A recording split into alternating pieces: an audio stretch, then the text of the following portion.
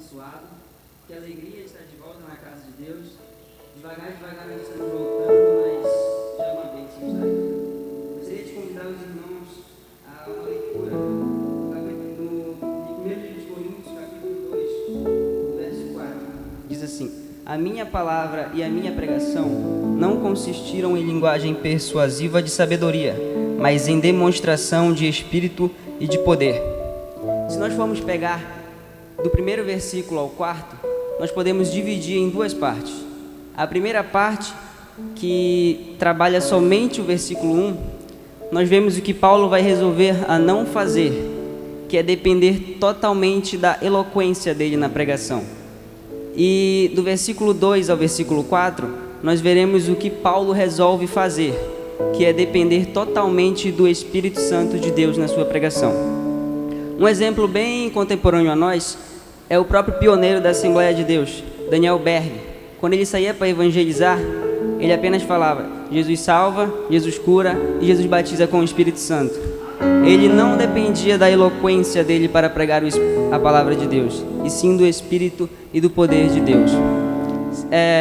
Se nós formos analisar 1 Coríntios capítulo 1, nós vamos ver a partir do verso 10 que o povo estava dividido. E eu pergunto aos irmãos o porquê o povo estava dividido. E eu te respondo: o povo estava dividido por um motivo. Eles estavam dando mais valor ao mensageiro do que à mensagem.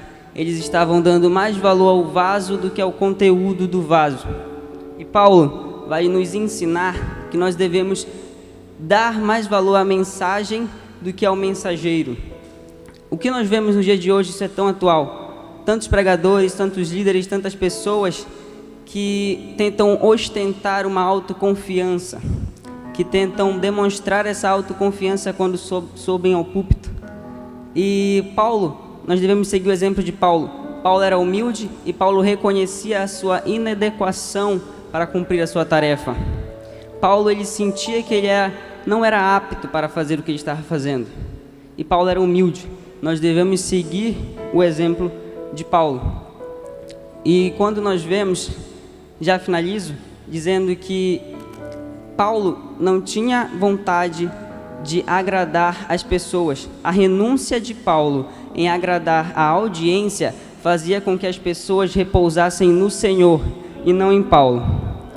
Que nessa manhã nós venhamos a entender a sermos como Paulo e entender o real significado de pregar a mensagem da cruz.